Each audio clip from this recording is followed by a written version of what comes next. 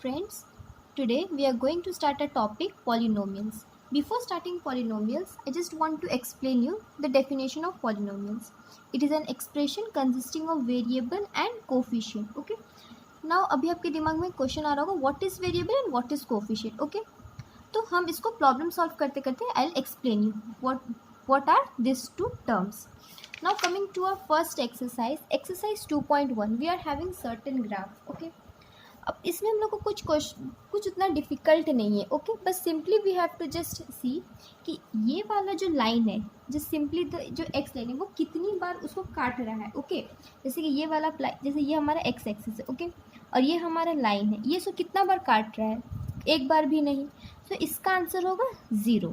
Okay, अब same to same ये वाला same to x axis y x axis को ये कर्व कितनी बार में काट रहा है? तो यहाँ देखिए, इधर सिर्फ एक बार काटा, सॉरी ये वाला लाइन को देखते. ओके, तो इधर देखिए यहाँ पर सिर्फ एक बार काटा. ओके, तो इसका आंसर होगा 1. जितनी बार काट रहा है एक्स एक्सिस पे, जितनी बार वो जा रहा है. सिंपली इन क्वेश्चन नंबर 3 यहाँ पर देखिए 1, 2 एंड 3, तो इसका आंसर हो जाएगा 3. In question number 4 it's 1 and it's 2, so the answer will be 2. And same 5, 6, you have to count the curves in the x-axis. Okay, so count it 1, 2, 3, 4. The answer will be 4. And now count in this 1, 2 and 3. The answer is 3. So I guess I might be clear in exercise 2.1. Okay, like find the number of 0. So like we have find the number of 0 in each cases. Now coming to exercise 2.2. Okay, the question is x square minus 2x minus 8. Okay, we have to find out the value of x. So how can we find out the value of x? I guess you all have studied in class 8 factorization. Simply we just have to do factorization. और अगर आपको factorization नहीं आती है, I'll explain you. बस एक simple सा step है. स्टार्टिंग का नंबर और आखिरी का number we have to multiply.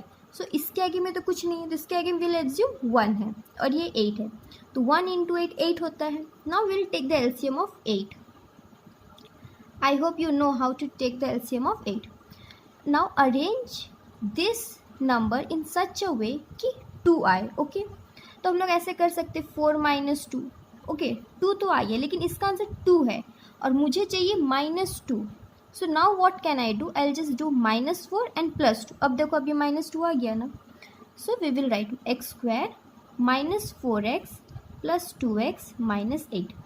Now we will compare this number. जो कॉमन है उसको अलग से निकाल देंगे. तो इन दोनों में x कॉमन है, तो x लिखे. अब बचा क्या? सिर्फ x बचा, क्योंकि एक्स स्क्वायर में से x निकाल देंगे तो सिर्फ x बचा -4. सेम टू सेम इन दोनों में तो x तो अब है नहीं, तो x कॉमन तो ले नहीं सकते, तो इन दोनों में हम लोग 2 कॉमन लेंगे, क्योंकि 8 के 2 तो +2 लिखे और सेम टू सेम x -4. अब देखो x -4 कॉमन हो गया, so will write x -4 and x + 2. After that what we have to do? x -4 equals to 0, so the value of x would be 4 and x + 2 equals to 0, the value of x would be -2. Now we have to find the sum of the number. तो 4 + 2 कितना हो जाएगा? 4 + -2, it's 2. Am I clear? अब देखो, जिसके नीचे में कुछ नहीं होता उसके नीचे में 1 होते, तो फ्रैक्शन का सिंपल सा फॉर्मूला है. Okay, now we will just find out the product. Okay, so we will write the sum of the 0, क्योंकि यहाँ पर 0 है ना, तो sum of the 0, and after that we will find out the product of the 0. Okay, so we will just multiply 4 into -2, that is -8. Okay, this is the simple thing. I hope you all can do the rest of the sum. I'll just do the last sum for you so that थोड़ा ज़्यादा comfortable आप लोग हो जाए. Okay, the sixth number is x square minus x minus 4. Just we will do multiplication. 3 into 4, that is 12. We will take out the LCM of 12. Now we will arrange all this number in such a way कि मुझे सिर्फ और सिर्फ -1 चाहिए, क्योंकि x के आगे में कुछ नहीं है तो मुझे -1 चाहिए। बहुत सिंपल है, देखिए 2 इंटू 2 4 हो गया, -4 लिखे +3 कर दिए, -1 आ गया ना, बस सिंपल। 3x² -4x +3x -4, इसको बस हम लोग तोड़ के लिख दिए, बाकी मेरे सारा का सारा सेम है। अब जो कॉमन है इन दोनों में, देखिए कॉमन क्या, इन दोनों में कॉमन x है, will take out the x and write the rest of the number same. अब देखें 3x, इसमें से तो कुछ कॉमन है नहीं, तो इसमें से हम लोग सिर्फ 1 लिखेंगे and write the rest of the number. ये दोनों कॉमन हो गया and will write the rest number. So simply while doing the rest other thing, 3x -4 equals to 0, so the value of x would be 4 minus 3, and by solving this, x plus 1 equals to 0, the value of x would be -1. After, I guess you all know how to add the fractional number. So while sum of the 0 would be your 4 by 3 plus -1. Am I clear? So the answer would be your -1 by 3. And while solving your product of the 0, you just have to multiply all this number. After that, we will find the quadratic polynomial each with the given. Now let's take now coming to the next question of the same exercise. Okay, the question is find the quadratic polynomials each with the given number as the sum of the 0 is 1 by 4 and the product of the 0 is 1. So हम लोग ऐसे लिख सकते, सम of the 0 को alpha plus beta लिख सकते। We will take the variable as alpha plus beta and product of the variable को हम लोग मान सकते हैं अल्फा इंटू बीटा। ओके, तो अब ये हमारा हो गया क्वाड्रेटिक इक्वेशन पॉलिनोमियल का। ओके, तो अब देखो x² में तो हम लोग x² लिख दिए, माइनस अल्फा प्लस बीटा क्या था हमारा, अल्फा प्लस बीटा क्या था 1, क्योंकि ये तो सम हो गया, तो सम ऑफ द 0 क्या है 1 by 4, तो 1 by 4x। Okay, plus alpha into beta, तो अल्फा इंटू बीटा क्या हो गया -1, तो -1 इक्वल्स टू 0।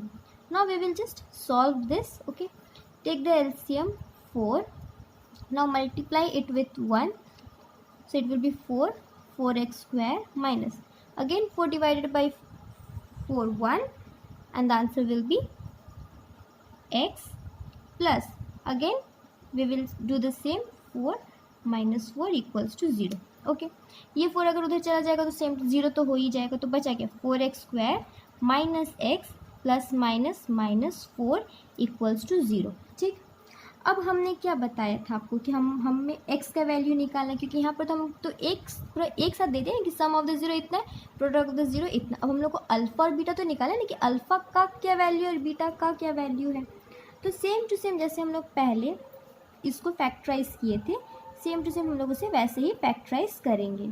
ओके, और वैसे इसमें हम लोग को फैक्टराइज करने का ज़रूरत भी नहीं, क्योंकि इसमें हम लोग को सिर्फ और सिर्फ पूछा गया कि what is the quadratic polynomial. So here is your answer, this is your quadratic polynomial.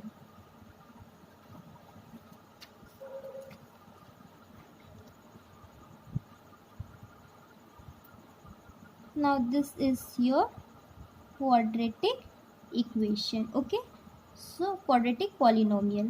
So आपको आपका आंसर मिल गया। ठीक, अब हम और एक सेम इसी टाइप का क्वेश्चन को सॉल्व करते हैं, बाकी सब तो इजी है। नाउ हम लोग एक्सरसाइज 2.3 पे आते। Okay, now we will start exercise 2.3। Divide the polynomial px by the polynomial gx and find the quotient and remainder in each of the following. Okay, very easy question. Okay, so here is a question. px है x cube minus 3x square plus 5x minus 3 and gx equals to x square minus 2. We only have to divide it. तो जैसे हमने छोटे वाले classes में किए थे, इसको इधर लिखते हैं और इस बड़े वाले नंबर को इधर लिखते हैं।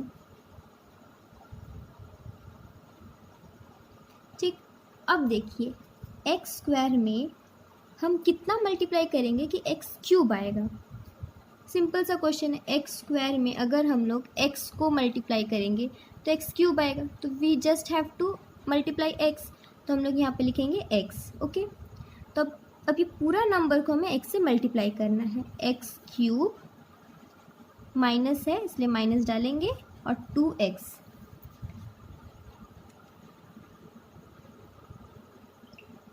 सो we will write here 2x। अब देखिए यहाँ पर तो हम लोग 2x नहीं लिख सकते क्योंकि यहाँ पर तो x स्क्वायर है, तो we will write over here minus 2x, और इस पूरे वाले को हम लोग ब्लैंक छोड़ देंगे। अब सेम टू सेम उसमें हम लोग साइन चेंजेस करेंगे, माइनस यहाँ पर कुछ नहीं रहेगा, यहाँ पर प्लस। अब ये देखिए प्लस माइनस तो कट गया पूरा ज़ीरो, इसका जो -3x स्क्वायर है वो नीचे आ गया, और इसको हम लोग सॉल्व करेंगे। प्लस प्लस प्लस होता है 7x, और ये 3 भी नीचे आ जाएगा। अब same to same x square में कितना मल्टीप्लाई करेंगे कि -3x स्क्वायर आएगा, तो बहुत ईजी है, एक्स स्क्वायर और एक्स स्क्वायर ऑलरेडी है, हमें बस -3 को ही मल्टीप्लाई करना है। So we will write only -3 over here and will multiply all this number with -3, so we will get -3x square -2 into -3, we will get 6. So can we write 6 over here? No, we cannot write 6 over here because it is plus 7x. So we will write plus 6 over here and again leave this space blank. Again we will change the sign, plus minus cut गया सारा, plus 7 नीचे आ गया, और इन दोनों को solve करेंगे तो -9। Okay, so upon dividing all this things we get our quotient. So हमारा क्वोशेंट है x-3 और हमारा रिमाइंडर है 7x - 9। Okay, so rest all the questions are same to same like this. Okay, now here is the another question. Check whether the first polynomial is the factor of the second polynomial. ठीक, so the question is over here. देखो अब हम लोग अगर पूछते हैं कि इस 2 इज़ अ फैक्टर ऑफ 12, सो आप लोग क्या बोलेंगे कि yes 2 is a factor of 12। Simply अगर हम लोग इसको डिवाइड कर देंगे तो 2 का टेबल में 12 आता है। ठीक, तो सेम टू सेम अगर ऐसा सेम टू सेम क्वेश्चन है क्या ये इसका फैक्टर का मतलब क्या ये इसका टेबल में आता है, तो हम लोग क्या करेंगे, इसको डिवाइड करेंगे जैसे हम लोग पहले वाले में किए थे, सेम टू सेम वैसे इसको हम लोग डिवाइड करेंगे।